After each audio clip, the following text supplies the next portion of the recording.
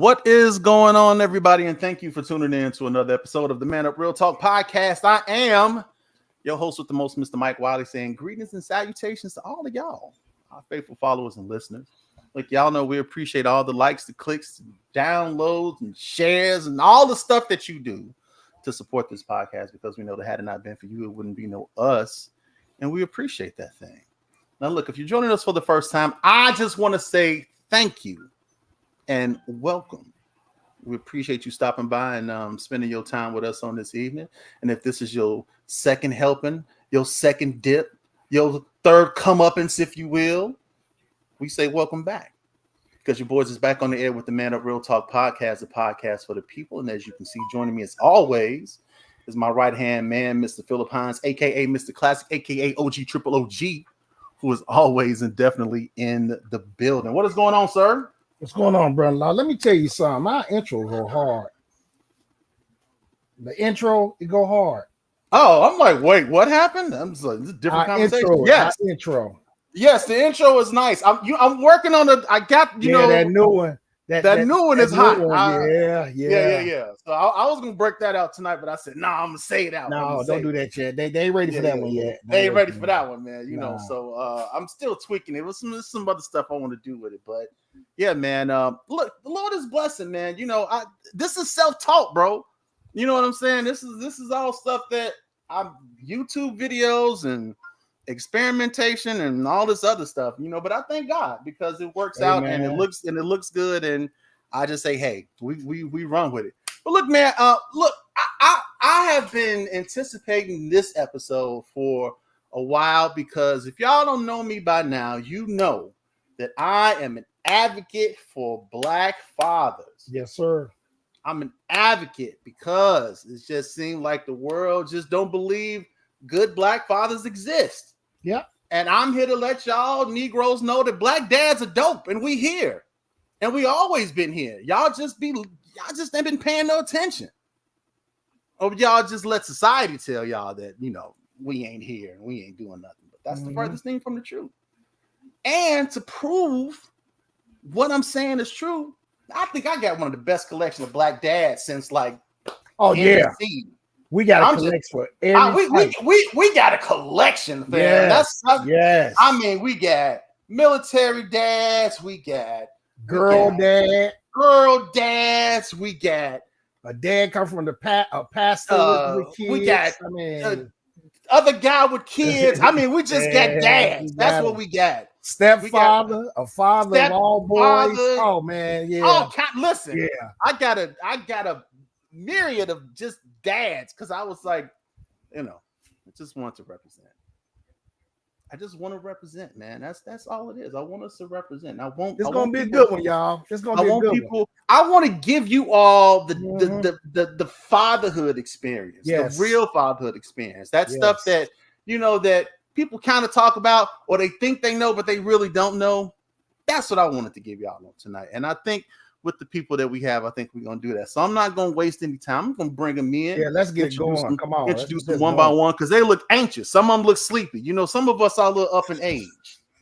Mike, just saying. Come on, Mike. You ain't got to say all that. Just introduce the gentleman, man. I'm just saying. Look, some of us are in different time zones. It's too some soon, of us, Mike. Some of us have been. We just started the podcast, Mike. Alka-Seltzer and chicken soup. Okay, we just started the podcast. Can we get into like half of the podcast before we go left? Can we debunk that? Can we just all agree, Black people, that ginger ale don't have any healing properties?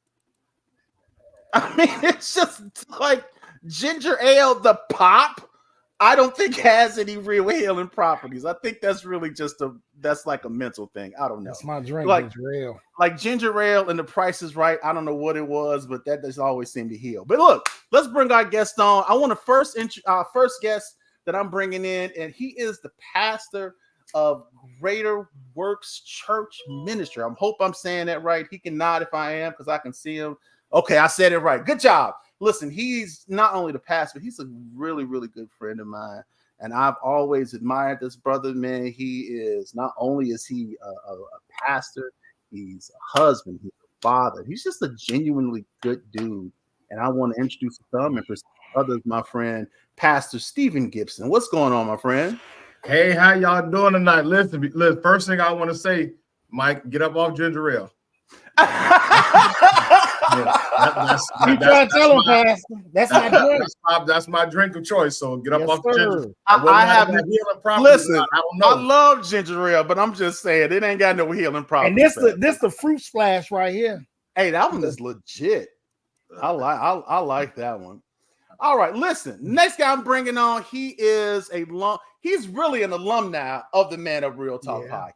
Yeah. This guy, and if I have to say so, he was the catalyst, so to speak, of Man Up. You know, he was the like, Mike, if you don't do it, you'll never do it. That he was that voice.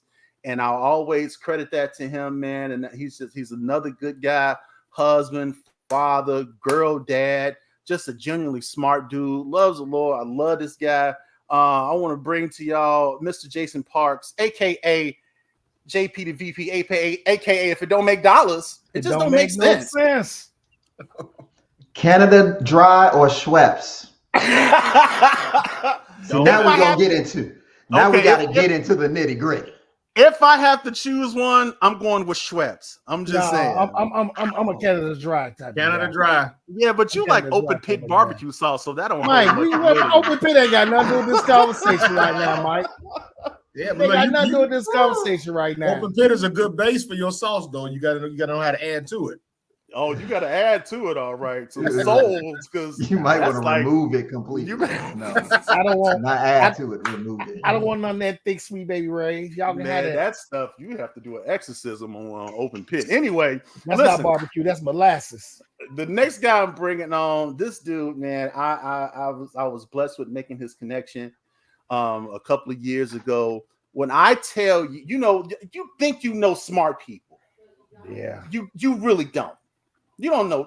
Like, if you're the smartest guy in the room, leave the room. That's all I'm saying. And this is that guy. This guy right here, man. It's like when I started talking to him and listening to him, he just let me know how much I just did not know about a lot of things. Yeah. And it's okay.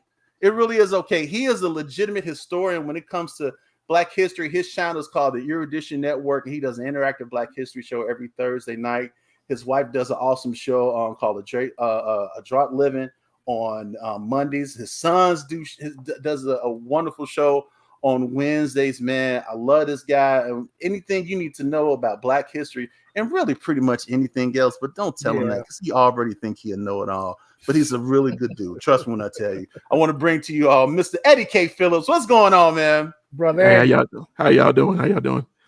Somebody said Schweppes. Ain't it actually pronounced Schweppes?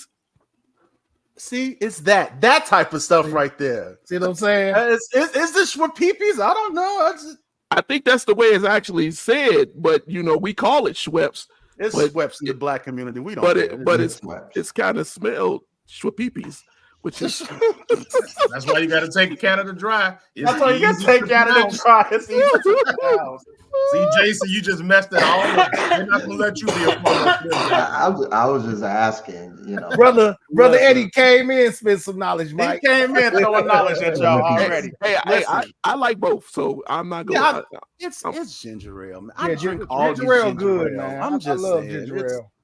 I don't even care at this point. Listen, my last guy I'm bringing in is another good dude. He has an awesome show that comes on Mondays. Christian Men, Christian Walk, Christian Talk. Him and his partner, man, they talk about all things pertaining to men, Christian men. I love their show. I love this guy, man. I want to introduce some and present the others, Mr. Tony Briscoe. What's going on, Tone? What's up, fam? What's up? What's happening, man? Listen. Now I don't say I don't have to preempt this with a pause, but I ain't never seen a greater collection of men than what's on the screen right here. I'm just saying. No Diddy. You have to say no Diddy. I'm waiting on. No, I was waiting for Phil. Pause that. I was waiting for Phil to say pause. No Diddy. No Diddy. I was gonna let him have his way because I kind of pause agree with him. Just we got to. This is gonna be. How long is the show? Because I don't know how long we gonna be able. Make it. 'Cause You know, we Jason. good. You already We good. know. I don't even know why Jason is acting. I mean, I'm just. he we used to have be on the we pod. have- He used to be on the podcast, and we couldn't even get 3 minutes into the podcast. Jason is part of the Ray Lewis pod. Yeah. Oh my. Why not you the trying Ray- to sit and act like he don't know nothing? Jason is part of the Ray. Come on, Jason. Like I'm Ray on my Lewis, best Ray behavior. Lewis. We, Yes. we- Okay. Oh, we Look. got a rock star here. The preacher. No, of no, the no, no, chill, Ray no, no, Lewis? no. It's no. this was during the time. The preaching in the chair. I can barely breathe, Ray Lewis. This was a time when Mr. Machado, when- open the when- door. when Ray Lewis. when he went out to the field and bowed and kneeled down with the owner of the team, and we went in on him on our. This like years ago. We This first is started during doing. the Colin Kaepernick deal. Yeah, man. we Oh went my in God. on him, man, and we act the fool on him, and that's why We I'm talk- looking at Jason, and Jason was right along with us. We talked it about was- Eric. Eric. Jason is married, sir. Oh, He's my married. God.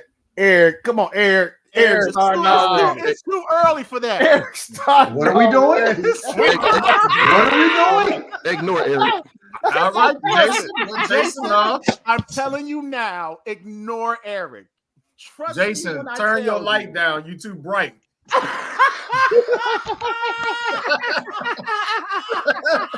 Dim your lights, bro. Yeah, turn your aura off. Or something, I'm just bro. gonna go. I'm gonna just. Oh, no, you got a profile pic up now. You dressed up. You may want to take that Oh, down. You want to You take know that what? profile pic down, man. Oh no, that is good stuff. Oh, this don't Oh, start man. like this. This don't Lord. start like this. Okay, listen, I wanted to bring you guys together because I know a lot of good dads, but I know you guys personally, and I like that each of you all have a different perspective, a different outlook, y'all, different backgrounds, come up and everything. And I want to just kind of talk to you guys about, the general dad experience, but then also individual experiences, right? Because we all come from different walks of life. We all have, our kids is different. I'm sure all of our experiences in parenthood is different. And I wanted you guys to be able to share that with our viewers because I just wanted to shine a different light on black fatherhood, man. Because I think that we are always kind of shine in a light where it's like, yeah, y'all do okay, but it's always seems like we're missing something. Like it always seems like that. Yeah, black dads are all right, but do we really need them? And it's just like, yes, yeah, you do. And although society will try to tell you that we're not there and that we're not present and that we don't care and that we're not in our children's lives and we don't participate, there are studies and tests and testimonies that will prove the exact opposite of that. But I ain't even getting into facts and figures. That's why I want you guys to come on here and give your own testimonies, give your own stories about parenthood and things of that nature. So I may just hop around in random order. So I don't have any preset questions, Jason. I really don't, because I just wanted this to be just an organic conversation, amongst the guys. I wanted to start with Eddie though, and Tony, you too, also because you're military. I really wanted to kind of talk to you guys about your experiences serving, and what was that like? Having to leave your family. Were there stressors in the relationships? Like, what was that experience like as a dad and having to be gone for extended periods of time? I'll answer first because mine is going to be quick. I didn't have a child when I was called up, so I was in the reserves already. When I got called up after 9/11, I still didn't have a child yet, so my daughter didn't come until 2024. So it was never any problems for me at all. So I'll release this to Eddie because he was on active duty. I'll say this: there are definitely difficulties and problems. I remember I got to Norfolk. We had my sons. It's a very strange thing. All of my kids are born here and Denver, Colorado. However, we were everywhere. And so, but we just happened every time we came back, that's when, Tina was able to have each one of them here. But I remember we left here to go, because I was here, special program, and I had to leave to go to Norfolk, Virginia, to go ride on a ship. And I was told that, oh, well, you're not going to have to immediately get underway because, we need you, but you're going to be fine. Well, sometimes your special skill sets can make a way for you, but they can also hinder you. So when we got there, the officers and the captain decided, no, we need him, right? And we were getting underway for 3.5 months, I believe, for Baltic Sea mission. And so we got there, and within 2 days, we got enough time to get the apartment. I had both my sons, Sean Anthony and Teddy, my two oldest, and Tina. And my stuff, our housing, everything hadn't even got there yet. And I had to get an apartment and leave for 3 months. Now, having a wife that understands that is a huge thing. But the effect on your children and the effect on your sons, and this was a time before Skype and everything where you can see them. The only way we could be able to communicate would be through email on the ship. Thank God for that. And I still have emails of Sean, because they were young, of them trying to type to me on emails, just crazy, whatever, right? Whatever they were trying to tell me. But Tina allowed them to do that so that they could try to communicate with their dad, whatever was going on in their life, right?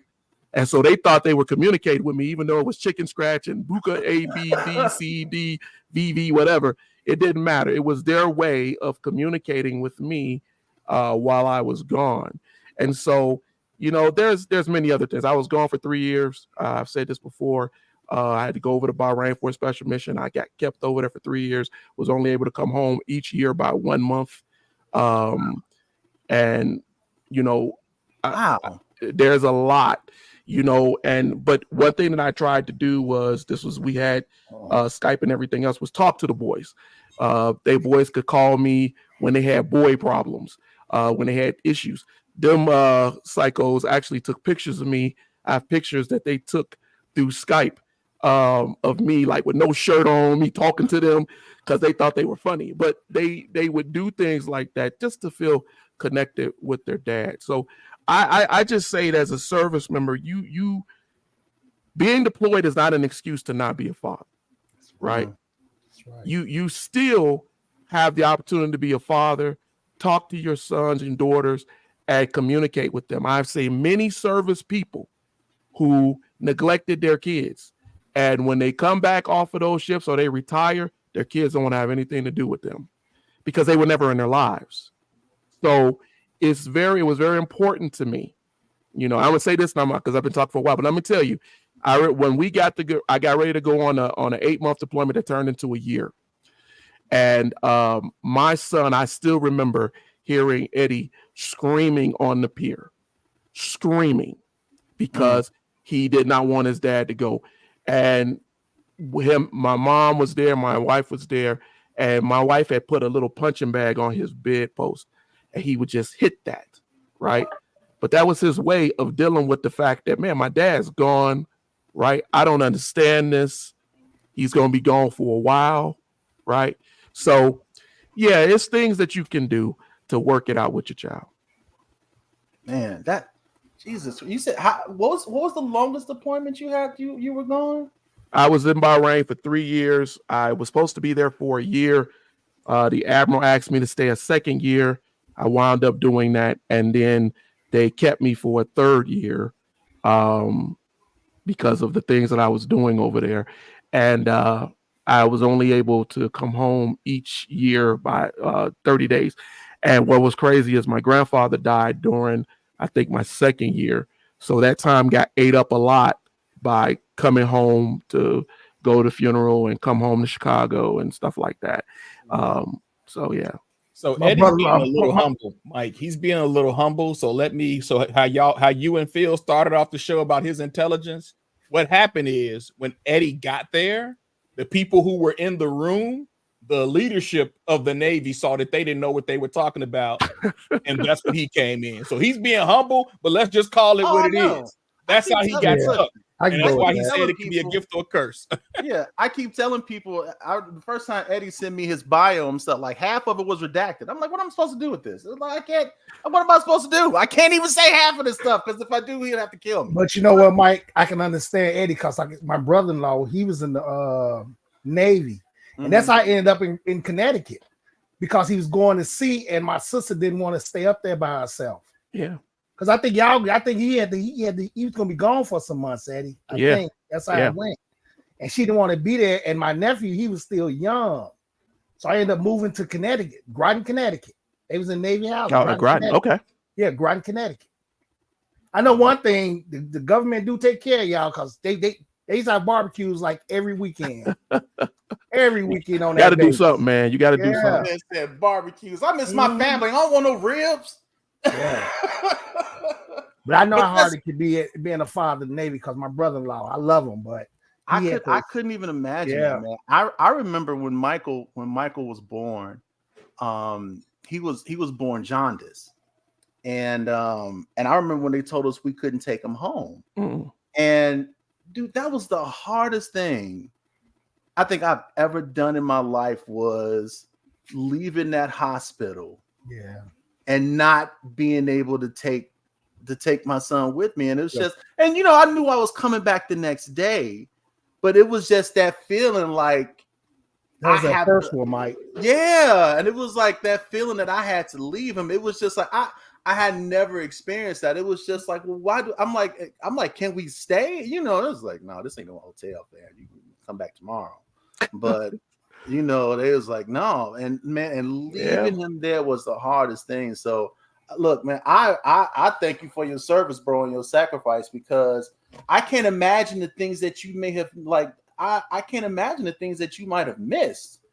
You know, coming up, you know, with them coming up and everything, man. So I know you miss a lot, Eddie, when you in there. I know because I saw it. They do. They miss a lot. Yeah. So I appreciate you, man. Shifting the paradigm a little bit. We have a girl dad amongst us. I can't even imagine. I grew up in a house full with sisters. Yeah, that's right. Jason do got all daughters. Jason got all girls and a set of twins, fam. What's that like? You ever hear when the statistic that women have twice as many words as men have in terms of daily usage? Yes. They interviewed me. It is accurate. I'm telling you. It is accurate. There are many days I'm just sitting there and I got nothing left. And you just have to He said, I got nothing left. You listen. That's good, baby. Okay, that's right. Oh wow. That's it. That's all I have. So that statistic. Now I can tell you in terms of my start, I had the twins first. I was just about to say you had the twins first, right? Those twins came, and I don't think I had any concept of the level of responsibility for one child, but then to be to walk around with two of everything, you know, it's a lifestyle change. So overall, though, having daughters, they're actually, when they're not talking, which is not often, they talk a lot. Help me. So anyway, sorry. They love very well. Like I can tell you, I am not without love, you know, and they're all different, but without a doubt, I am sure at least one of them will take care of me in my old age. I'm pretty sure, but like one of them has to come in. But hey man, you could tell, like I have to just be careful with how I talk to them. God has used my daughters to help regulate my emotions, help me with finding better ways to communicate, expand my love languages. Like I may have my own primary, but this one, gifts. Over here, words of affirmation. This one, don't touch her. You bet she don't want to be touched. But I need to, so I can tell you as a girl dad, it has made me a better man because I had to widen my ability to communicate in different ways. That's what's up. So what's up? Tone, you got daughters too. You got a daughter too, right? Yes, I do have a daughter. I have a freshman who just finished college. She's finished her freshman year rather at North Carolina A&T. Wow, congratulations. Thank you. I'm still trying to figure out, our relationship because I'm the emotional one in my household. So my wife don't talk a lot. My daughter talks even less. So Wow. I'm always trying. It's the complete opposite over here, bro. Like anybody got a million words, it's Tony Briscoe, okay? But it's weird, right? Like there's this thing that she doesn't like being corrected even on small things. And I have worked very hard on emotional intelligence because I realize at her age now, if I yell, if I get the Hulk face, like that could be very detrimental right now, right? I don't want to chase her into the arms of no other man who's like, oh, your dad just loves you and he just hard on you, come give me a hug, and then I got to deal with a whole thing else, man. So right now I just try to pace myself, but I let her know that I'm proud of her. I try to always speak words of affirmation to her, speak life to her. We've been praying for her husbands, and she was like, in the womb till now. I still pray for her husband. She ain't got one, then no boyfriend as far as I know, but I pray for these things, man, because I love her and I want her to grow up well and I want her to be well and I want her to be established.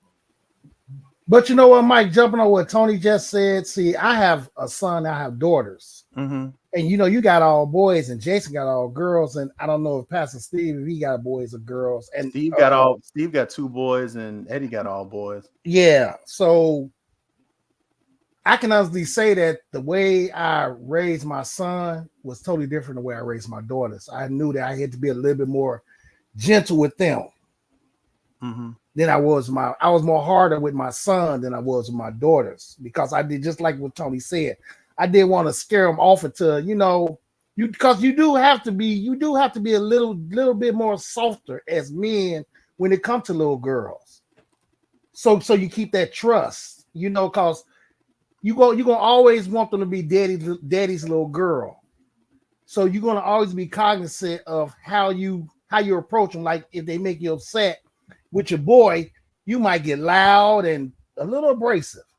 But with your daughter, you really don't want to do that. You really don't want to scare her like that. So you probably be more calmly and more and probably have a conversation with her. But with your boy, you might be wanting to hit him in his chest to get him straight. But is that? I know, y'all. I know. No, I mean, I know you don't literally mean hit him in the chest, although you might literally mean hit him in the chest. I literally mean. I think he literally means that. He means that, bro. I feel you, Phil. I mean, listen. But what I'm saying is, Mike, it's like it's a different way. It's like I watched my father do that. My sister got away with murder. I'm not saying she didn't she got spankings. Us boys, we got whoopings. So I think I learned that from my father, where I'm gonna be harder on my son, but even though I'm still gonna discipline my daughters, but I'm not gonna be like. I'm not going to do them the same way I would do my son. So I think I got that from my father. And I don't have girls, so I don't know. And I know every child is different. But is that fair to the boys, though? I don't think. No, I'm not. It might not be fair, but what I saw my father do, I did, and I realized that I didn't want to put fear in my girls like that. I still wanted them to be able to come to me. With my boy, I was raising him to be a man. You know what I'm saying? So he can grow up to be a man. He can take care of himself. He ain't got to depend on nobody. With my girls, I was a little mushy with them. I'm gonna be honest. So let me ask you. I was a little mushy with them. Let me ask you a question. Did you hug your boys? Man, I ain't start hugging. I told I've been kissing Lil Phil on his forehead since he was first came this way. Lil Phil is 32 years old, and I still kiss him on the forehead. Oh yeah, all my kids grown. I got grandkids, y'all. I got like 67 years old. Yeah, Phil. I got grandkids. Phil still got the tablets that the Lord gave him when he put the 10 Commandments on there. Listen, first set or the second set? First set or second set? right. I'm gonna be nice today because we try to have a good conversation. I'm not gonna be the one to go left. I'm not gonna be the one to go left. He got the second editions. God bless you, brother. I'm just curious, man, because I don't know. And again, I don't have girls, so I do understand that you have to handle them with a certain amount of tenderness, but it's just like as dads and us boy dads, can we be too hard on our boys, or is it just how we have to be in order to kind of prep them for the world? The world's always going to be harder. Mm-hmm. The world's going to always be harder, no matter what. If you don't prepare them, I think you're going to set them up for a harsh reality, and that's just something that you have to do with any of your children, but it's predominantly with boys, because you're talking about issues of family responsibility that they may have. You're talking about career development that they may have. You're talking about their understanding.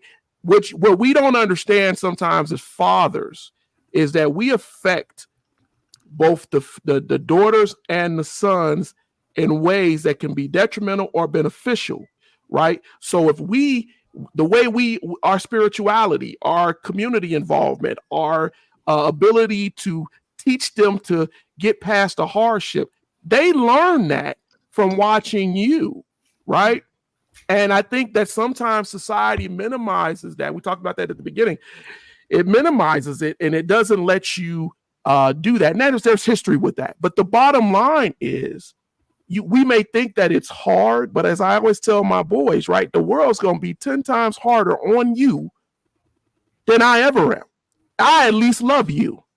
Mm-hmm. They don't have to love you. Exactly. And a lot of times they will not, right? And we got to teach them that.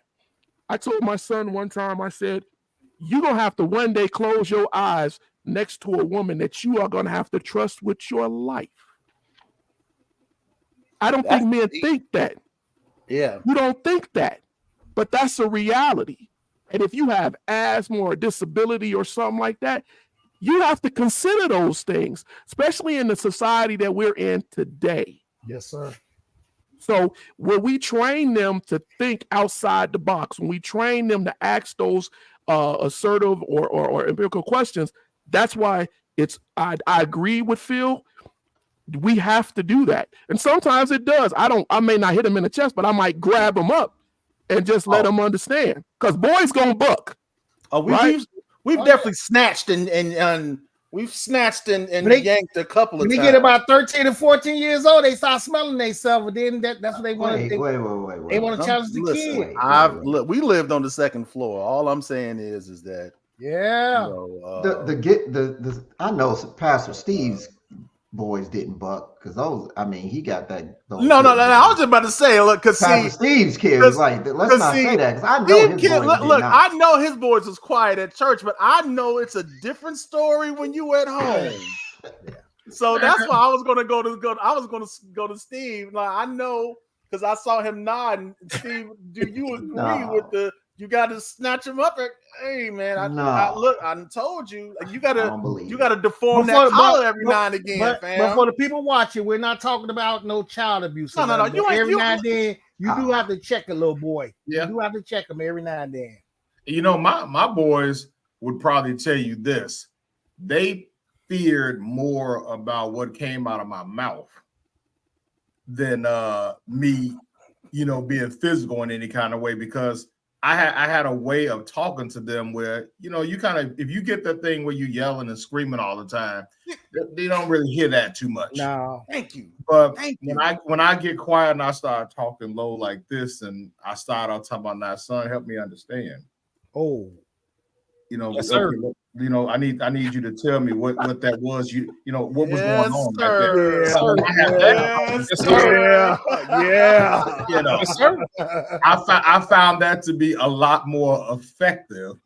But then there was times where, listen, I had to take it to 10 too. You know, like Phil said, boys are gonna be they have an alpha maleness about them too.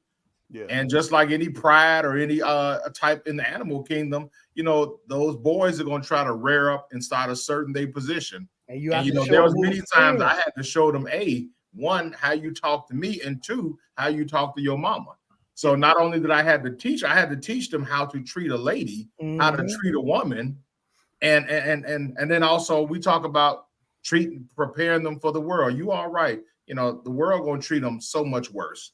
But I just found that if I just talk to them, and I had to get them, you know, sometimes I got that belt. Look, I ain't gonna look. I don't know if y'all watching. Y'all got a problem with the belt? Y'all just don't write me. Got a problem with the belt. Write me. Y'all will be okay. They'll be okay. You know, I come from that spare the rod, sport a child. Sometimes, thank you, sir. Sometimes, listen, I had this thing where I counted to 3. I said, nah, I'm gonna count to 3. I'm already on 2. And then I said, how you gonna start off on 2? Because I don't want to give you a chance to get the 3. So Mike, I'm having my show Monday because I want to talk about a pastor in Chicago who just got arrested for disciplining his child. Yeah, I saw that. What? I saw that foolishness, man. Pastor Marcus Rogers got arrested. They sent this dude to the county. Cook County? With killers. Man. I've been there. Who called the cops? That bullpen ain't no joke. Right. That's what's up in the air. Bro. I don't know if it was people at the camp he was at with his kids at his school, or I don't know if it was somebody alluded to it was the daughter who allegedly called the ex-wife, and then the ex-wife. See them exes, boy. So I don't have the facts on that, so let's not quote it because I don't want your show to take any heat for that. But I don't care about that stuff, man. I'm sick of y'all. We'll be talking about that on Monday. But this is my problem, man, and how black men are treated, and this is the importance of black boys having their fathers in their life, because there are times with women and men, we got to own our stuff, and we just don't want to take the kid. But there are women who want the money over making the best choice to have their boy with his father. There are women who want the money over the best Mike. He choice cooking right of now. having their boy with his father. Mm-hmm. We see it all the time. We see it happening often. And it's like you all said, if the streets don't get them, the police will. Yes, so sir. I got to get them now, so you ain't got to deal with them. Mm-hmm. People ask why we homeschooled our daughter K through 8. Said we homeschooled her because I don't want the school dealing with any disciplinary issues when she gets there. When she goes to high school, she gonna be grade A. And if anything arises outside of that, I will handle it myself so it never occurs again. Mm-hmm.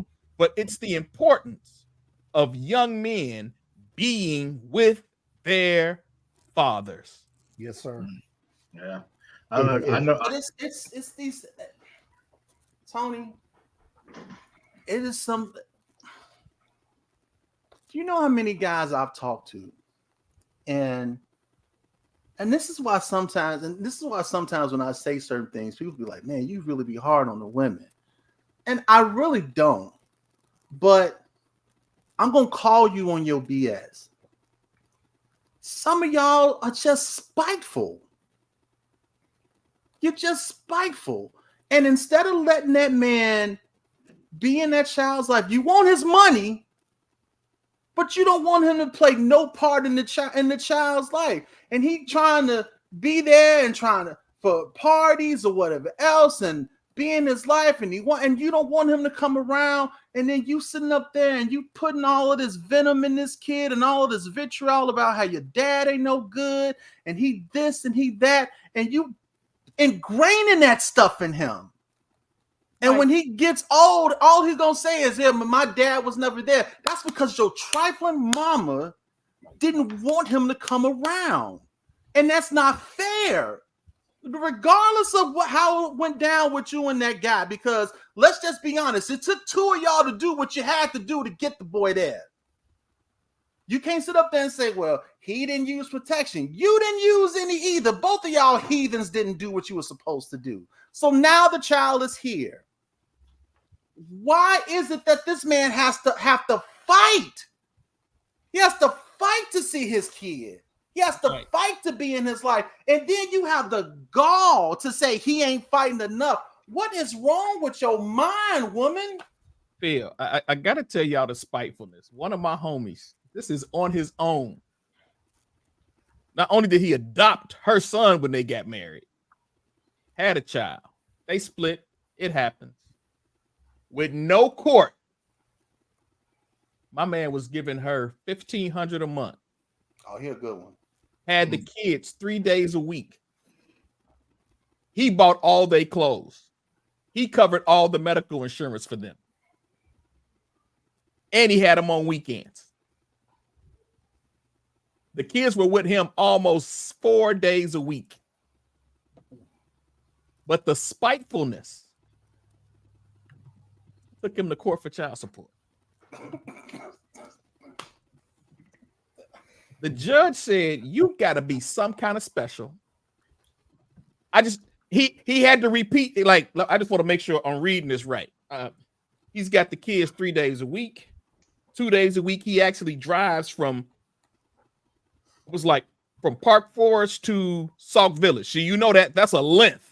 That's coming out well. That's coming out from west. He's talking east to west.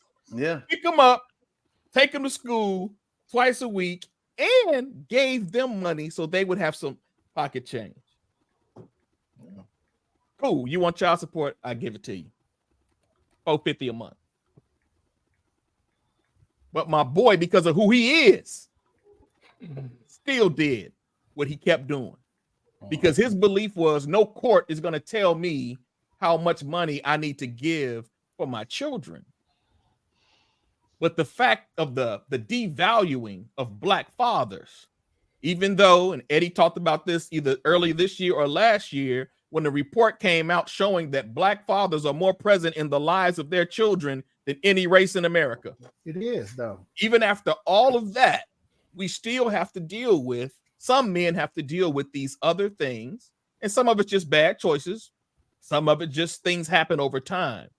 But the fact is, the spitefulness, and this is what men have to contend with. You know, my dad made excuses. Okay, I get why mom left. Why did you leave? You know, your mama was a fighter. Yeah, I know who she was, but why didn't you come get us? I didn't find out till he died that I had siblings that he was always in their life. Wow. Always.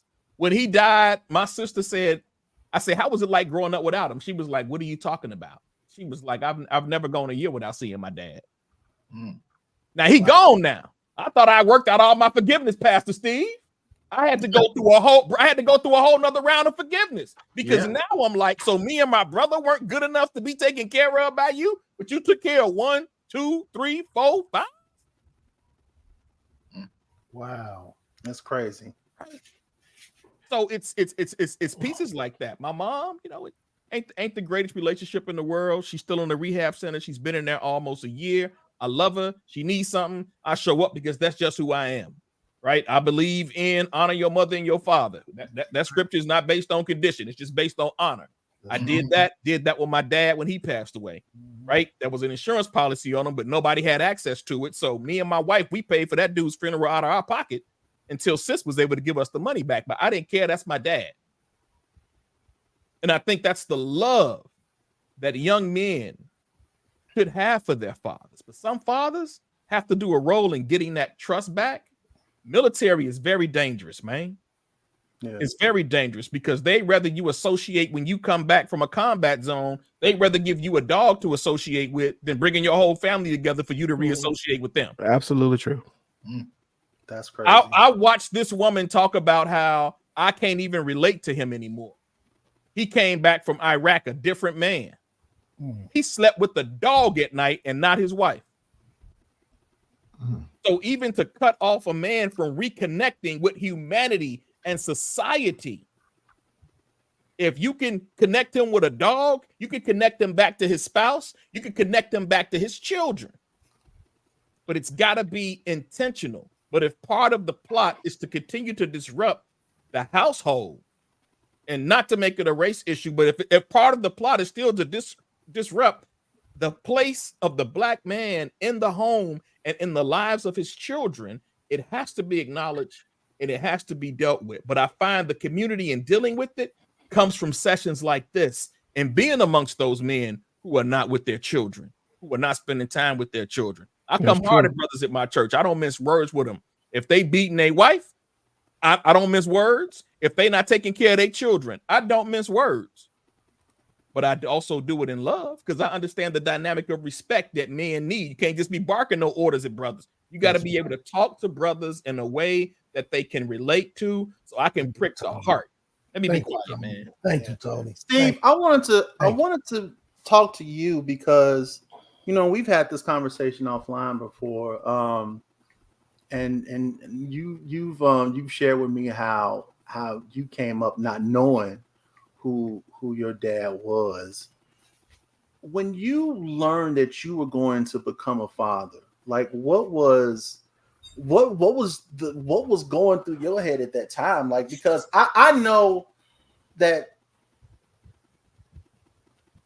when you don't have that to draw from, you know what I'm saying? Like I can't imagine what that's like. Even though my dad was in the house, it was, I could say like, well, man, he did this, so I'm not gonna do this with my kid. But when you not knowing your father and not having that influence in your life, like how do you think that affected you in terms of you being a father, and then knowing that you were going to have a son? Or did it affect you? Like, what was that like? Well, man, well, first I'll tell you this. I listened to different people talk about fathers and the challenges that they have with their dads, and mine might seem a little controversial, but sometimes I sit back and I just wish I had even some of the stories that you had about the father. Just being able to have a story to say my father, whether he was good or bad, have a story. Imagine growing up without a story of a dad. And I'll tell you this, not just not having him in the house, but not even knowing who he is, or being told that he died, later finding out that maybe that wasn't the case. I don't know. And not even being told what his first name was. Wow. Now, my mother, she had a nickname for me. You're a child, you don't know any better. But all I heard was this man's name was Smut. Now, I was too young to understand what Smut meant. But when I got a little older, I found out that wasn't a term of endearment. So I can tell you this much. There's never been a day that has went by in my life where I still did not long or still do not long for that, because there is something that God gives something to the man that is needed to be in the family. There's the role of the father, there's the role of the mom. And I was raised by a single mother, 3 sisters and an older brother. Great guy, but my older brother left the house when he was 17. So all the experience I ever saw about any type of leadership was basically a woman. So, and I'll just be transparent with you. You children learn what they live. So I had to learn leadership through the different gender. Now, my mother did good. She did the best she could. But one thing she told me, she said that a woman cannot teach a boy to be a man. Yeah. Now, she did all she could for me. She helped me. But when it came time to those things that a father and a son need, I never had that. And those times when I would want to talk about it, her eyes get all glossy and teary. And I knew that would hurt her. It hurt her to have that. So I would always back away. And that was just a part of my life that I had to deal with on my own. I didn't have any therapy. I didn't have any counseling, any of that. That was just that part I had to just learn to deal with. And consequently, I started seeking out other father figures. You know, it's not like something because you don't have one, you lose the desire to have one. You just have to start finding in other places. And then there's some people out there that are looking to take something like that and misuse you with it. So you have to be careful too.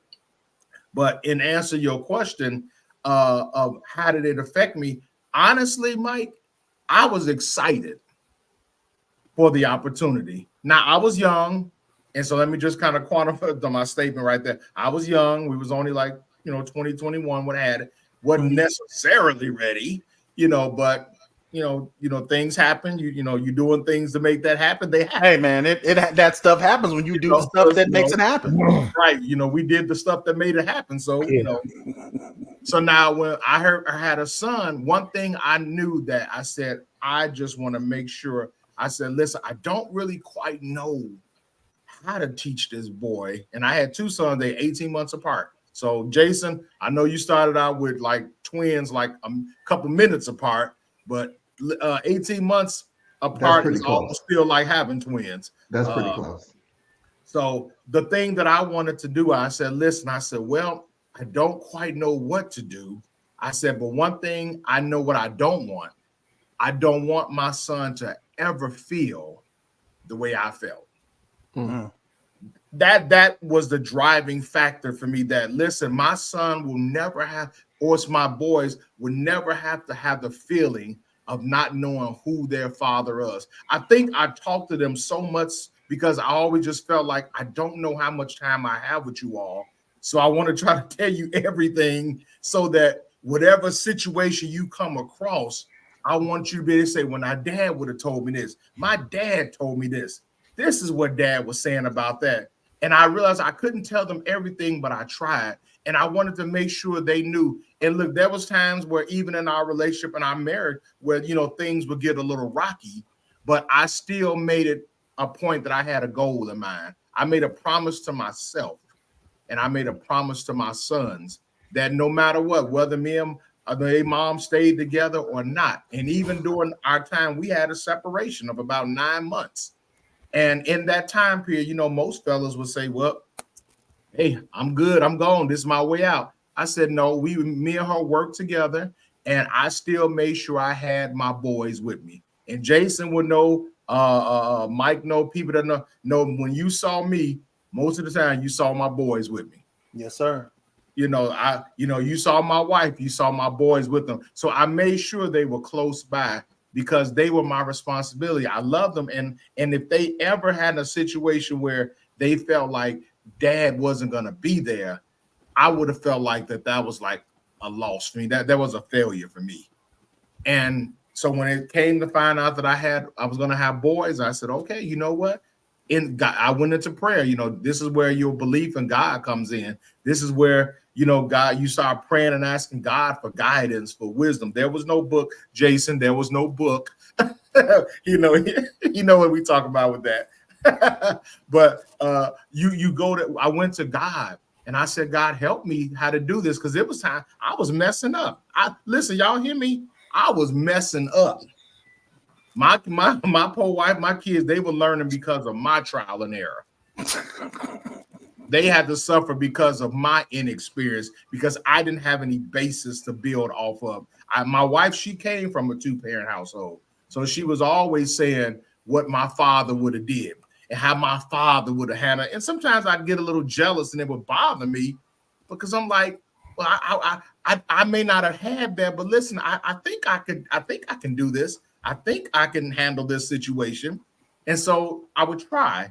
And I would always just say, you know what, God, show me. Start leading people into my life that can kind of pour into me. And that's where we have to get to that point where, listen, God says, I'll be a father to the fatherless. I'll be a mother to the motherless. And he began to put into me. I'm going to tell y'all this one thing and I'll be done. When I had my sons, I was so young and just barely out of high school, just like 20 years old, didn't even know myself. And it was at one point where when I had my second son, there was I think I now understand maybe what postpartum means, because there was a period in that where I was angry about it, because I'm like, okay, I got the first child, we got through that one. Now I didn't know what to do then. Now I have another one. I'm getting ready to mess up another child. Yeah.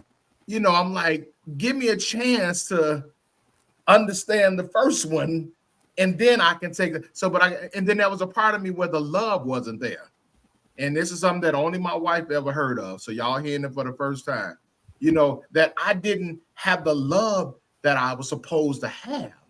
And so I had to go to God, because I was angry. I was upset. I'm like, I'm getting ready to mess up, and I don't want to do that. And I had to go to God, and I said, God, give me the love for my son that I'm supposed to have, so I can raise them the way you want me to raise them. And God gave me that. Wow. He gave me that, and he gave me the wisdom. He gave me the know-how. He gave me the love. And listen, my sons will tell you, I will go to bat for them for anything. Now they older. Now y'all talked about Phil's. Jason said he was like 67. Phil, look, I didn't tell this my ages of my sons yet. My sons are 32 and 33. Yeah. Listen, Wait. My kids grown. Yes. grown men. All my kids grown. Since when? Yeah. Wow. Man, look, my oldest look. That means you getting old, Mike. Wow. No, I was at Hal's ribbon cutting ceremony service, and I'm seeing kids that I saw at Reed's Temple when they were literally like babies. And I'm seeing them now when they got kids that they own, and I'm like, good Lord. My youngest son has a 5-year-old. I know you, Papa, man. That's what's up. Yeah. So now the things you all saying about girl dad, I'm trying to learn how to be the. I can teach you. I can give you some tips. Look, Okay. So here's where I want to go with that one. See, look, first of all, man, I appreciate you sharing that, because a lot of parents won't. That's something that a lot of parents won't really talk about, because there are times when you may fall out of love with your kid. Mm-hmm. You know what I'm saying? And they be kind of like, look, dude, I brought you here, but I can take you out and make another one. I'm just saying, it's like, let me stop say it. something. No.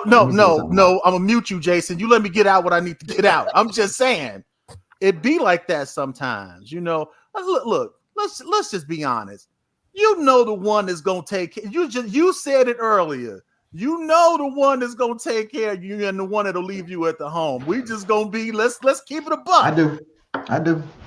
My second oldest is gonna be the one that take care of me. Sound like I should have had 2 kids. He's gonna be the one that take care of me. Yeah, That's what y'all telling me right now, okay? Yeah, brother. It's all about probabilities. I got 5 of them, and I already pointed out the one. My second oldest is gonna be one. She's gonna be the one that's gonna take care of me. Faith. I'm just saying. But look, here's what I want to go with this, to kind of go a different route. But with the way that things are nowadays, right? And Jason, you got fairly young daughters, and Steve, his sons are grown. But Eddie, how old are your boys? What's your oldest? My oldest is 21. 21. With the dating scene of today, how do you prep your kids for how the world is now? Because when we came up, and I think most of us has been out the dating game for a while. I know it's been 25 years for me. Phil, has been about, it's been a minute, man. Like BC for you. It's been about BC for Phil, and then Steve, I know you and Mike, and Sandy. I'm y'all like Phil next Friday. I'm letting you know that right now. Steve, we ain't having no guests next Friday. I'm like you all next Friday. Steve and Sandy, they've been doing their thing for a while. I know They Jason celebrated 33 years. 33 years. That ain't nothing to sneeze at. How do you prepare your kids for this dating scene now? Because I'm gonna be honest with you, man. I worry about my boys. They 22 and 21. And it's just like, I don't know how to really prepare them for these girls nowadays and just the world in general. It's like with you having all girls, like how do you prepare them to deal with these knuckleheads out here, man? So first of all, whoever Eric Spite is, he is crazy up in these comments. I keep telling you, do not pay attention to Eric. Okay, sorry. Listen. So we're kind of in that stage. So my oldest girls, my twins, are going to be freshmen this year, or it's in the fall. I focus on character, right? I try to help them understand the character of a man is what you need to be looking for, not his hair, not how much money he has, etc.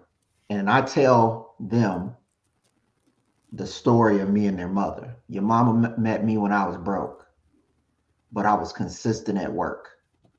My standards were high, even when I had your mama met me. This is why I tell them that Jennifer met me. All I had really was church clothes, so I was wearing church clothes all the time, and so didn't have a lot. Was living in my grandmother's basement. So I try to help them understand that character is most important in a man, and I do the best I can to over communicate what I'm thinking, what I care about, the bills that I'm paying. It's like, you're going to know how a man operates, how I am trying to think about your future. And then I over love their mother in front of them. At this point, they're sick of it. Because I want you to see a man being affectionate to a woman, so that you have some sense of what the possibilities are. And so I want to give my girls the best opportunity to find a man, and then try to train them to give that man the best opportunity to be a man. See, now that may seem a little convoluted, but if their mother wasn't willing to be patient with me as I grew, we wouldn't be where we are. So you seeing your father after he done figured out some stuff, but every man doesn't start like that. So that's why his character is important. Now, that's a little deep when you talk about dating. And frankly, my girls didn't do a lot of dating. We did not promote or push them to date. Okay. We didn't. And this is going to be controversial. I know most folks aren't in that this camp that we're in. I'm in that camp. But I mean, I try to let them know, okay, first of all, if a young man wants to go out with you, he going out with all of us. It's a group trip. I can respect that. Because I have to ask, I'm gonna let you finish, but go ahead, ask your question. Because I mean, if you had sons, would that be the same thing? 100%, because he related to me, and I know what I was doing in the movie theater. Mike. Yeah, Mike, you gotta remember that. We always young before. I already know. Even more so now, right? With them. There was a young man. There was a young man who wanted to date my daughter at church, and at least you find out about these things, right? It's not like, because young people know how. We were young once. We know how to get away with whatever we want to get away with. So I appreciate knowing. And when he came to me, he said, "Hey, Brother Tony, it's me. It's me." And then he said his name, and I was like, "And you say that like that's supposed to hold weight with me?" I said that holds no weight when it comes to my baby girl. I still get blamed for them not connecting to this day, and I'm cool with that. She made her own decision, and to whatever. But it's like I told her, like, I don't want you dating right now. because dating is for marriage. That's how I raise her. That's what I believe. I'm not saying it's going to work out like that. I know she's in college. She can do 1,000 things while I'm not with her every day. It's my job to instill value. What she does with those values, that's between her and the Lord. That's between her and her relationship with them. But I don't want her tied up into all of that. And I'm not going to say I have done the best job as a dad. I work like a dog. When she was in high school, she was in grammar school, being homeschooled by her. I work like a dog. I mean, 60, 70 hours a week consistently. Right. I had to decide about 6 years ago to slow that stuff down, but I know I work like crazy. My wife has been staying at home for 19 years. And so, you know, I try to tell my daughter now, like, even with her college choices, like, look, the chances of you, with the way this economy and this country is going, of you finding someone who's going to be staying home, allow you to stay home, it's going to be slim pickings. So I want you to focus on a major where you're able to sustain yourself. Right? Now, if she makes a decision not to, that's on her. I've done my part. But I have not been the greatest dad, fam. You know, I chose work and keeping my family sustainable over a whole lot of things. I just happen to be married to a woman who, as long as you a hard worker, bro, I'm good. I got the house. Let me do this. You take care of that. But I know there were times when I should have been at gymnastics. I should have been at some swim meets. I shouldn't have took calls on Saturdays and had to drive into work on Sundays and burn 4 or 5 hours. I shouldn't have slept in the buildings I slept in for the first 7 years on the job when things weren't going great. Like, I know I messed up some years. But once I slowed it down, I own my stuff. I own that with her and my wife. But again, my wife, she know what this is. You know, she know what it is. And so I know I've made some mistakes, but I know my daughter will not accept mediocrity. I know she'll know that, hey, if my dad did anything, that dude provided for me and my mother, period, which could be a gift and can be a curse. Go ahead, Pastor Steve. You know what? I wanted to just chime in on when you were saying, we talk about how you prepare the girls, but I want to talk about how we prepare the sons. Yeah, because I was going to ask Eddie the same thing, because he got all boys too. And I was just curious, you know, like what, because well, let me tell you. No, go ahead and finish. Yeah, go ahead and finish. Let me tell you what I told my boys early, because I had to set them straight, because I said, listen, son, I said, first thing you got to know about pretty girls, I said, they like buses. I said, one is coming every 10 minutes. I said, there's going to be another one coming every 10 minutes. So there's no reason for you to get caught up on this one right here, because there's going to be another one right behind that.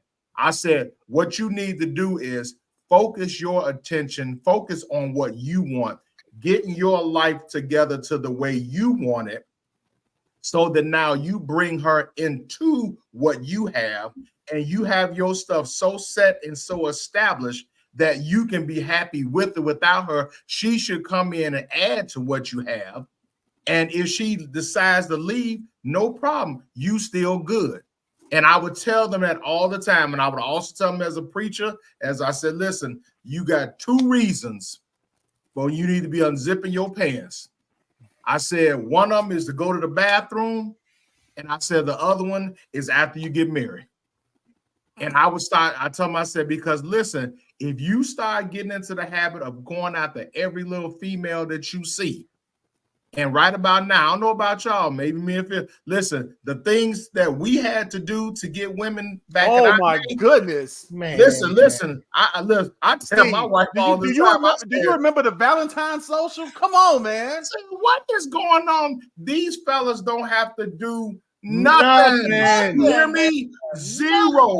The worse they are, the better they seem to get to have for them. But when we was coming up, it was cards, it was letters, it was dates, it was that dinner, big ugly cookie from the plaza. and What that was got that? you- Hard? Big Ugly Cookie mixtapes. It and that was might have got you a kiss on the cheek or a hand. Yep. Balloons maybe at the school. We had to have balloons at the balloons, school. a teddy Oh, bear. Now, my all these guys, they goodness. ain't got to have a job. They ain't got to do nothing. They ain't got to have no career. And these women are just beating themselves up trying to get to them. I told my sons, I said, don't even think about dating. And listen, do you know my sons did not start dating until they got older? Really? They didn't start dating until they got older. My oldest son still, he kind of does it now, but he hasn't gotten married yet because until he gets himself to the way he wants to be, he's remembering that if I'm going to bring her into my situation, it's got to be a right situation to bring her into. Because I told them that, and I wish, listen to this, and I'm done. I wished to God I would have had a father that would have told me the stuff that I'm telling them. And nowadays, oh my goodness, I don't have really know what to tell anybody nowadays because I'm still trying to wrap my head around all of these. Oh my God, there's this what is this? The polyamorous and polyamorous and being some kind of dinosaur. I don't know what's going on. Don't do that, Mike. There's no boundary. Come on. Don't do that. Don't do that. I'm not attracted to it. I'm not attracted to a sex. I'm attracted to a personality. What? All right. They getting away with it. I don't know what to really tell them now, but to pray. Listen, you better know that you know God in this day and age.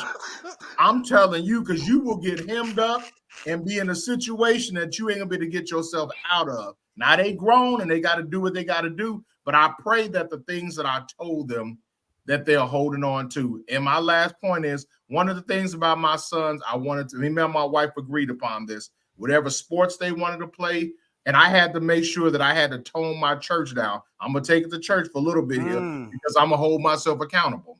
Go ahead. Because I allowed church. Y'all ready for this? Come on. I allowed church attendance to make me forget sometime that I was a father. Come on, son. Come on. I allowed myself to be more about the preaching, being in service and serving in ministry than taking care of my son. And I had to pull myself back and say, wait a minute, no, I am not. If I made a promise, and my wife said that when our kids and they want to play basketball and football, we said there will never be a time that they will be on the field and they turn around and look up in them stands and didn't see their mom and daddy. We said that's never going to happen. And it meant that we had to stop doing some Friday nights. It meant that we couldn't make every revival night. It came to the point I said, listen, you missed Friday night, sir? Look, it had to get to a point where, listen, my son, they have an event. They got something going on. And listen, one time, I'm going to tell you this. We stayed home one time, and I'm so glad to this day I did that, to teach my younger son how to ride his bike. Just to fulfill, you say, well, you could have did that any day. Well, at that moment, he wanted to do it. He wanted to learn it at that moment. And I just felt like that if ministry is going to be ministry, that ministry has to start with home first. That's right. Ministry has to start with your family first. That if I'm giving all of my time to the church, I said, God isn't necessarily sanctioning that. He wants to know, can you take care of what I have assigned you to be a steward over? And that is your children and your family. And I had to learn that the hard way. It wasn't easy, but I had to learn that the hard way. And right now I'm learning with my grandbaby to be present in the moment. I'm a pastor now. I wasn't a pastor then, but I'm learning now to be present in the moment as much as I can. I try to say, no, I don't want to end up in a situation where whenever she comes over, that I'm doing 50 other things. Now, my wife kind of still has the lion's share of being with her, but I try as much as I can to make sure that my grandbaby gets that same level of attention from Pawpaw. But that's the best thing about being a grandparent, though. Like the little mistakes that you think you probably made while being a parent, you can kind of somewhat make them up with your grandkids. You know, like some things I didn't do with my kids, I kind of do it with my grandkids. I ain't experienced that and ain't trying to experience it right now. Look, so here's the thing. Like, trying to have Mike have no grandkids. I ain't ready for that right now. Don't speak it in existence then, young man. I just said I ain't ready for that. I ain't no. Just don't bring Mike up in it. Man, you see what Elena said? Yeah, I saw that. That's why I put it up there. And she right too. We had church 3 times a week. And look, I used to tell. Here's the funny part. I used to tell Kelly that all the time. Well, Mike, it's this, that, and the other service. I said, girl, we will make it up the week of the convocation. Let's go. Why we? I mean, as much church as we had, I was like, I really don't think that. And this is why I said, I don't think that God is as petty as people try to play him out to be. I just don't think that. Eddie, me and you had a conversation one time, and we were talking about how the conversation with our boys are different when they were coming up. And I said, the one thing I hated is that I had to, like when I was coming up, the conversations was about girls and stuff like that. And they was just, just trying to tell you things of the world. And along with that conversation, we had to prep our boys, as to teach them how to navigate going inside of a store. Now, look, when you go into a store, make sure that you find a security guard and you acknowledge him so he acknowledges you, and don't stand in the aisle too long, and don't put your hands in your pockets, and don't do this and don't do that. And it's just like I was so angry at that I had to teach them that type of stuff. But it just seemed like that was just the way that things were going. When you look at the scope of how the world look at young Black men, what advice or what do you tell your boys now when they're about to go out into the world? How are you prepping them and saying, listen, dude, this is what it is? So it's a difficult thing for Black young men. I listen to all of you, and I listen. I get everything that you all are saying. I gave my sons, my 2 oldest, there are 2 books that I request that I think every Black man should read. And it would surprise you. One of them is The Assassination of the Black Male Image by Olafari Hutchinson. Great book, older book, but great book. Need to read it. And the other is Pimp, right? And I tell them that because I want them to understand how the world sees them. I want them to understand how females can be manipulated or manipulate you, right? And I believe that when you read that book, Pimp, people say, well, how would you tell somebody to read a book about Pimp? I'm telling the guy in the Navy, he was like, what are you talking about? Then he read that book. He was like, this completely changed my life. If I'd have read this before, I'd have understood what Iceberg Slim was trying to say. He was trying to discourage you from being a pimp, not tell you to be a pimp. I have a very open discussion, and I started very early with my sons. I come from it from an academic, bibliophile, feel it kind of way, and I make them read different things, and I make that stress that they need to, so they need to learn, especially as we look at the world. But one of the things that I have always told them is that history, and I know I've been very quiet with y'all on history tonight, but sexual subjugation is huge in the Black community. Sexual subjugation has always been huge. And it is a historical thing because what it is, we were forced, Black men and women, to use sex as a power dynamic. And we still use it as a power dynamic. And unless you are taught otherwise, you fall into the trap. That's why you got guys out here saying they pimps, studs, players, whatever. And they take this Black slave mentality where the Black male was always told that you are brainless, you are a brute, and the only thing that is worth in you is your sexuality. And I have seen men who have tried to tell my sons, I know you looking and sniffing on girls right now. And I have to correct but see, they don't realize that I've already told those boys, you're going to have people that's going to approach you and say, hey, let's go to the strip club. You're going to have people that's going to say, hey, this is my sister, right? You're going to have girls who are going to offer themselves to you. And one of the biggest things my sons will tell you that I tell them all the time, just because you can, don't mean you should. That's right. Right. And so I try to hit it from the understanding. We have a major problem right now because the culture teaches our kids that pimp, studs, bees, whatever you want to call it, sluts, that's the way to be. Some of the most highest paid hip hop stars advocate this mentality and this pressure on our kids. And so when you have a gold digging, slutty girl, and you got a brother that thinks the only way I can show my manhood is by my sex, then that's wrong. If you've ever watched anything with me, you know I stress to my sons mastery. Yes, and what I mean by mastery is when you turn 20 years old, I tell my sons, you have 10 years, you have a decade to master a skill. It could be more than one skill, but you master it. So by the time you are 25, 30 years old, that skill should be paying for your lifestyle, should be setting you up to pay for your wife, your children. So by the time you're 40 years old, right, you don't have to worry about, am I a good man? Can I take care of my family? You got 40 and 50-year-old men out here right now who cannot do that, who are still living like 19-year-olds. And so when I talk to my sons, I always come at it from a historical perspective, from a psychological perspective, because we got a lot of psychologists in this house, right? But I also try to come at them from a very real perspective. My son asked me, well, Dad, would you have a problem with me dating a white girl? I said, I don't have a problem with you dating anybody. But what I want you to understand is, what are you giving up? Not because of color, not because of creed, whatever, but what are you giving up to that person if they don't align with what you want to be in your mastery?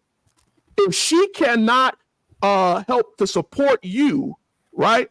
I got a very intelligent wife, right? We've known each other since we was little kids. We've known each other since we was toddlers, right? But here's the thing. She compliments me. I can't sit down and talk to somebody who don't understand Eddie, right? If I'm having a really academic conversation and she going, oh my God, what are you talking about, right? And that doesn't mean that that's for everybody, but you gotta be aligned to what you're doing. My sons are, if you ever watch their show, they are very, very clear on what they do not want, who they do not want. And I put them on that show for a reason, because I wanted them to talk to their peer groups, right? I got a 14-year-old, I got a 12-year-old, I got a 20-year-old, a 21-year-old. So they all run different gamuts, right? But I want them to understand that I don't want you just marrying anybody. I say this and I'm gonna stop talking. One thing I also told them is that don't bring no foolery to my house, because I will expose your foolery, right? That's it. If she walk in the door acting foolish, she gonna leave out that door feeling foolish, right? I'm not gonna accept that. And I also tell them, if you marry somebody, just expect, you might want to tell her, everything you did in my house, hey, as your father get older, I might come over to there and just bust a hole in your wall like you did in my house. I might mess up the bathroom like you did in my house. Let me go flip some light switches on. I might knock the garbage can down and then pretend that it don't, I didn't do it, right? I might do all of these things, right? Just so you can experience it. So I try very hard to talk to them and be very, very open and honest with them. I love it. Listen, in that same vein, fellas, I'm going to go around. If you can give any new father one piece of advice, what would it be? Tony, I'm going to start with you. Man, just one, huh?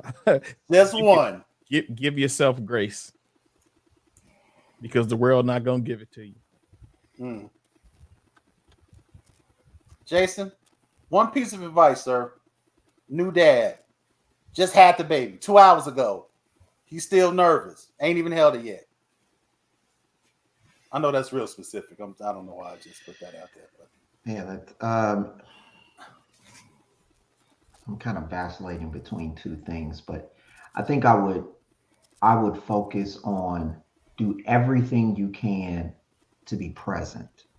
And presence is not just physical. It is emotional, it is psychological, and it is physical. So do everything you can to maintain a presence with your child. Eddie, one piece, man. I would just say stay involved in your child's life.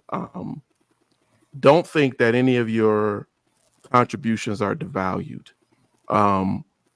The little things you say can change them, right? The little things you do. You could take your son to the gas station and let him pump gas and make him feel like a man, right? Just because you did that for him. You can go take your little daughter out on a date as her father, just so you value, her as a woman, as a female. Your contributions, no matter how small, are significant and huge and important. Phil, one piece of advice.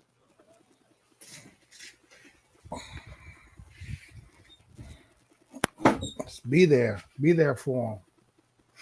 Kids want parents. A lot like one thing that envies me about you all had Christ. I came to Christ at a very older age. So when I had my son, I was like 21 and I was in the streets. So my son was in the streets with me because I took him everywhere I went with me. So I just wish that I could have had, that's one thing I wish I could have had God to direct my life, because I was in the streets and my son picked up a lot of stuff from me that directed him towards the streets. So be there and just be a positive image for your child, because they watch everything you do. But you know what's dope though is the fact that just like he saw you in the streets, he see you now. Oh yeah, he see me now, but I just think that he had to go through a lot of, because he went through more things in the streets than I did.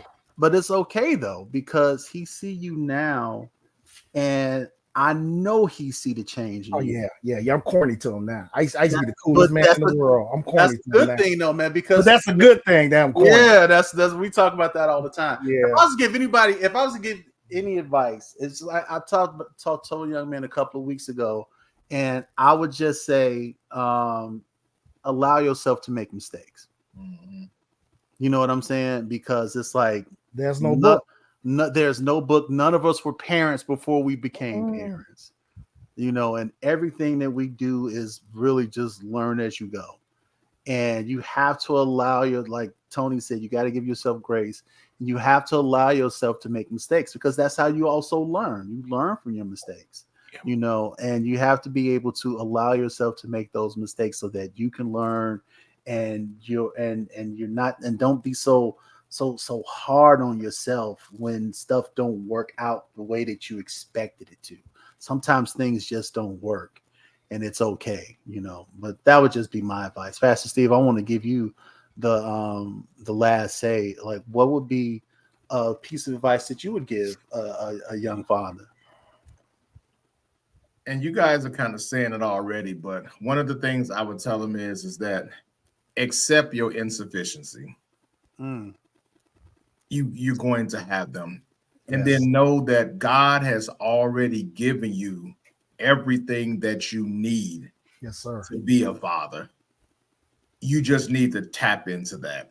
And I would recommend what I wish I would have did, but I kind of learned it a little bit later in life, is don't be afraid to ask for help. Oh my good. Ask questions. Yeah. Build a community. And that's what I had to start doing. When I kept making mistakes and errors, I said, I need to get some help. Because if I don't get some help, I don't know how they might turn out. And so I started incorporating other people. I started building that network, that community, that village that we always talk about. Jason Parks knows he was a part of that village. I come to learn now, listen, don't let your pride get in the way. Yeah. Where you don't know it, but somebody else wants to help you to know it, don't be so prideful that you won't allow them to come in and help you. Listen, I learned that some things they would accept from somebody else. Yes, sir. Better than me. And I said the exact same thing. Yeah. But when Jason said it, when Jason Bullock said it, with different ones that I would incorporate into our life said it, they took to it. And I had to be okay with that. I'm like, listen, it's better that they get it than try to be concerned about who they got it from. Exactly. Or they didn't get it from dad. Phil, we were talking when we talking about that earlier. We just had a conversation a while ago. We just had that conversation. I promise you we did. We just had that conversation. Look, first of all, I want to salute each and every last one of you guys. Thank y'all so much.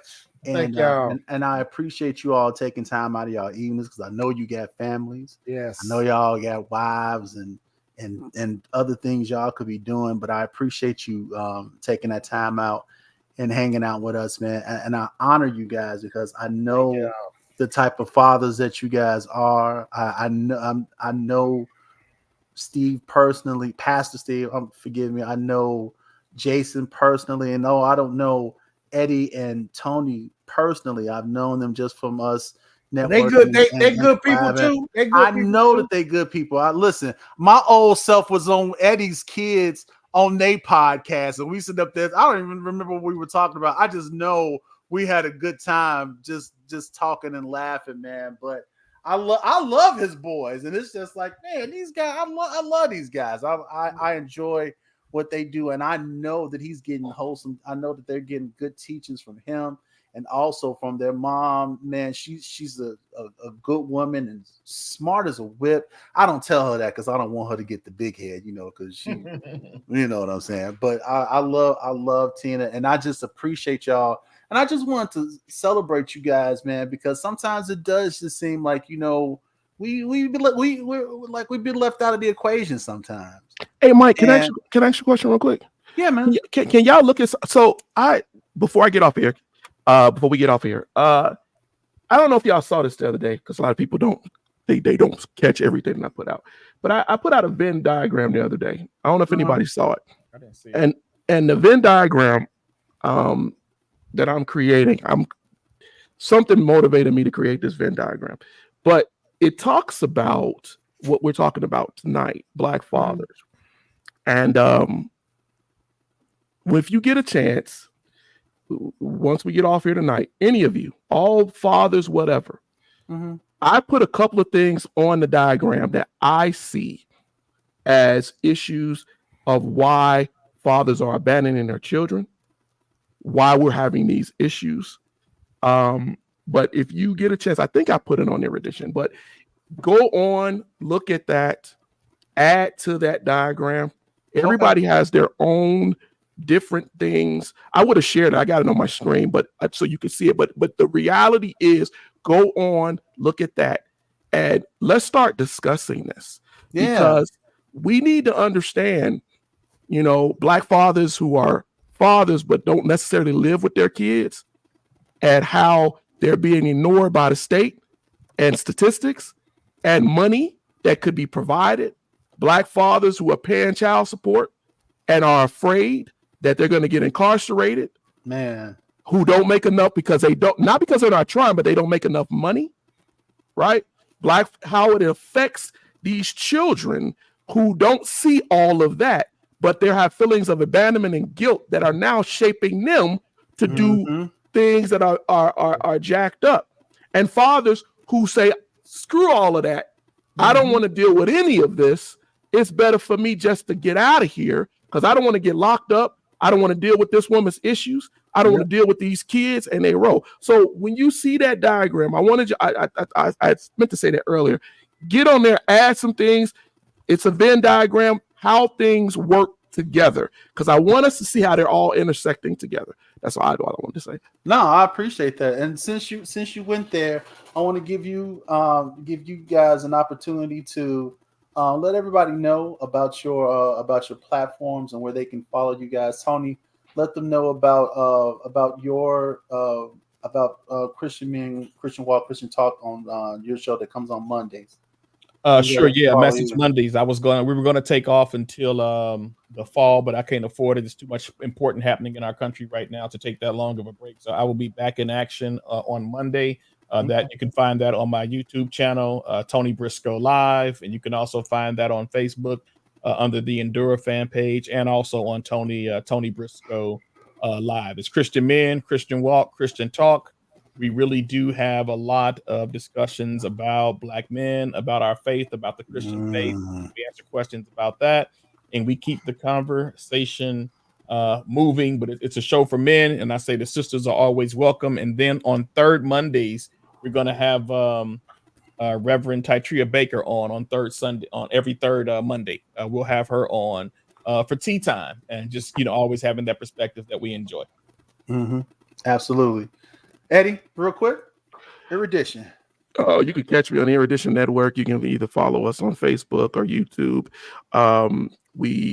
There are multiple different, as you said earlier, different things that we do on Erudition. Trying to get things a little bit more aligned. It is on Monday. She does a show on Adroit Living, talking about mental health and how to live an adroit life, a fruitful, successful life, faithful life. The boys do a show, Erudition Generations, where they talk about whatever, man. It's literally whatever. It is a madhouse. It is the funniest thing, but I absolutely love it because it just reminds me of the conversations that me and my friends had coming up. And I just sit there and just be like, yeah, so manic, but I'm intrigued by it every time. Comic books, world domination, how to acquire peace through militancy. I don't know. Weapons that fire hot cheese. It's the weirdest thing, but I'm telling you, man, I enjoy it. And then, of course, I do the interactive on Thursdays. I went to 7. I think I'm going to go back to 5. I don't know. We'll figure it out. I had got to a point where I was like, I have so much going on, and I tell people now, I'm a public historian. I actually write books. I do things. I'm active. And so I get questions from all over the world, and I take every Thursday evening to give my time for free, right? And I always start those shows with questions. I ask every time, what questions do you have that you could send in to me? I don't care what it is, and we'll talk about it for history. But I'm getting to a point where I want to keep the interactive going. But we may go to some recorded episodes because I have so much going on. But I hope not to do that because I really like to teach and to grow. But I do that. I do the Black History Interactive and Knowledge Session. It ain't just history, ladies and gentlemen. It could be science. It could be history. I have a lot of background, a lot of different things. But I want people to be able to learn, right? And I want us all to learn together. So I try to do that. But you can catch us. We had an episode. I think we were talking. We had the green. I think we had we talked about the Green Book. Yeah, remember that, and the sundown towns and stuff. Like, listen, that stuff is crazy. But yeah, you got to check him out. He excellent stuff. Steve, now, if I'm not mistaken, don't you got something coming up this weekend? Well, I am so glad you mentioned that. Why don't you tell us about that, sir? That is a great segue. Yes. Well, certainly you all know you can follow us, GWC Ministries, Greater Works Church Ministries, Thursday night, Empowerment Night, Bible Study, 7 p.m. Sunday morning, Sunday School 2.0, where we level up our Bible game in the Word, and then 11:30 online WordWorks broadcast on Sunday morning on YouTube, Facebook, Instagram, Twitter, LinkedIn, and TikTok. But in particularly this Sunday morning, we are having a live in-person pop-up service in South Holland, Illinois, 501, the Village of South Holland Recreational Services. We will be there at 1130 501 East 170th Street in South Holland, Illinois. And we are having a Father's Day service that we are calling My Dad Is ... So that means that we want you to show up Sunday and complete the sentence about who your dad is, or if he's not here, who your dad was. And we're going to be honoring all of the fathers with something, but we're going to be honoring about 5 or 6 fathers in particular of different creeds and color, because what we want to do is I want to show and I want to highlight that and change the narrative about fathers. I want to show you that there are fathers, and they're not all old men. We're going to have some young ones. We got a couple that are not, a couple of young men, they have baby mamas, but they are still taking care of their kids and they're young. And I just want you all to come out on Sunday and help us celebrate. Help us. We're going to lay hands and we're going to pray. We're going to have an altar call and we're going to pray for fathers. Listen, women, y'all don't always understand the struggles, the responsibility, the burdens that fall on the shoulders of a father and being the head of that household. And listen, I want us fathers come out because we can relate to each other.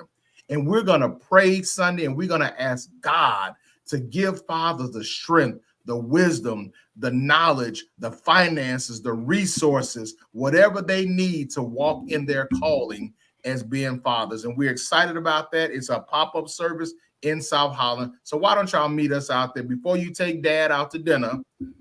And look, I hope you're taking them to a 5-star restaurant and not a 1-star. At least 3. Geez. At least 3-star. Look, and I'm not talking about no buffets. Hard. It ain't gonna be crowded. There shouldn't be a crowd. I mean, ain't gonna be no crowd. Ain't nobody going no back. Y'all know y'all going. Sauce on the You gonna fries. get that Salisbury steak meal. Look, I got Salisbury steak dinner tonight, brothers. Okay, I got Salisbury steak on the stove right now. No TV dinners. Y'all go in the backyard with some charcoal. 6 wings fried hard. Nothing that goes in the fire. Nothing that goes in the microwave. Lemon pepper. Jason is so stupid. Get some starch, Jason. Jason says sauce on the fries. Well, listen, whatever y'all gonna give dad, whatever plans you got for father, Lord. include Going to God sit in down somewhere.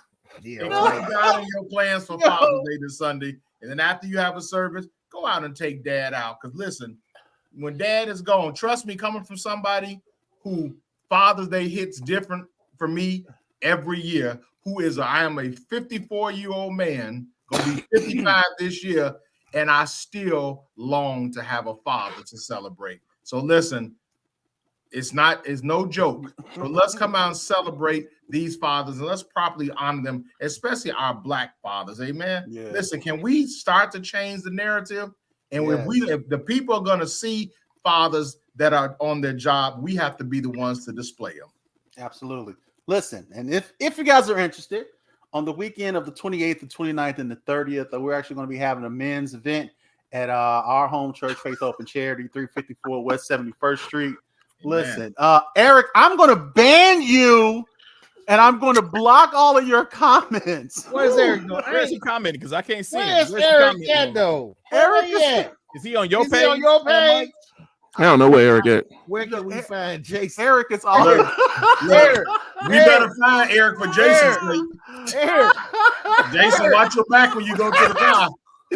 Hey, man, Eric been wild in the comments, Mike. Yo, I'm about to go back and read them. I'm not going back to read them. I'm going to go back and read them, man. No, Jason, don't tell him where you going to be Sunday. I was just about to ask Jason, do you want to put your social media? Jason, I'm good. That colonizer, I'm not acting.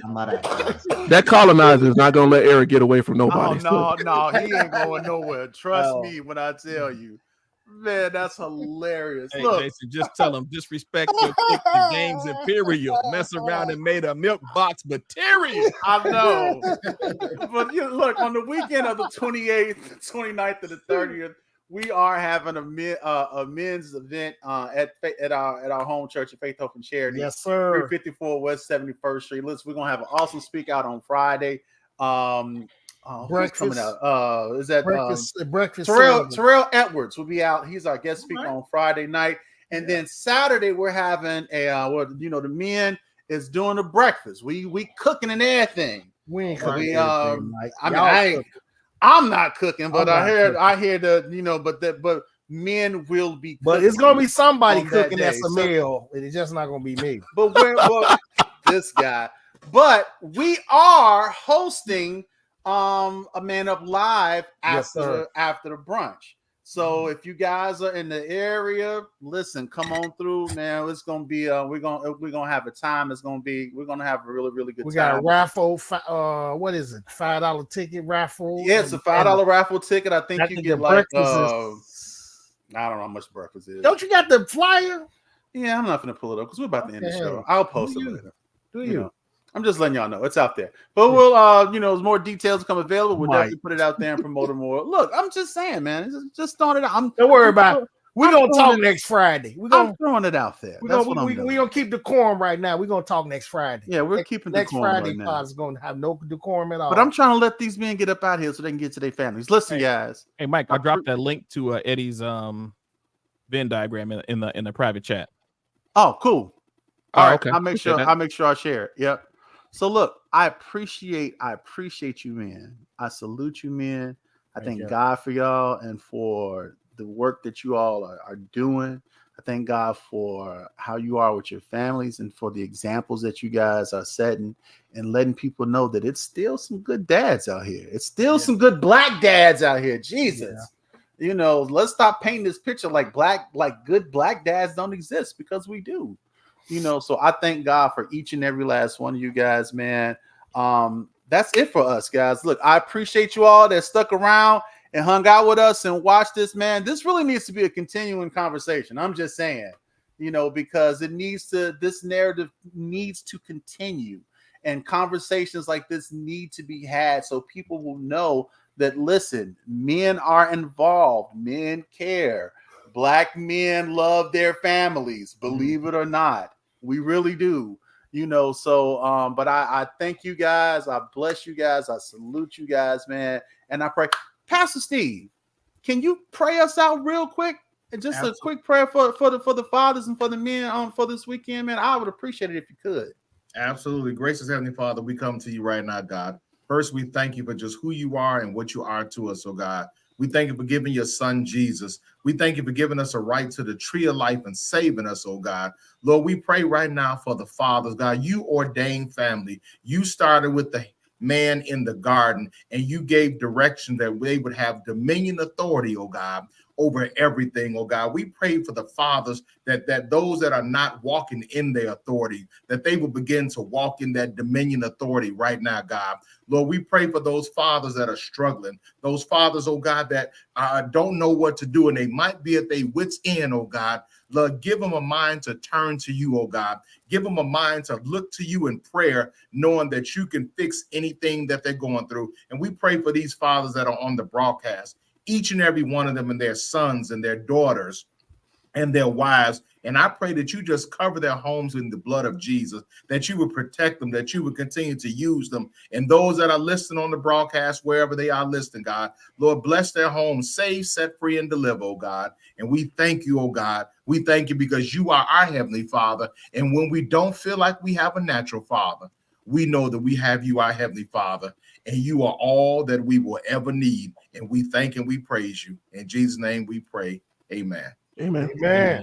Happy Father's Day, brothers. That's it for us. Happy Father's Day to all of my brothers out there. And that's it. And until we talk again, my friends, y'all get 2 fingers to the side. Make sure you holler at your boys. All right. Nice meeting you, out. gentlemen. Peace. Play my music.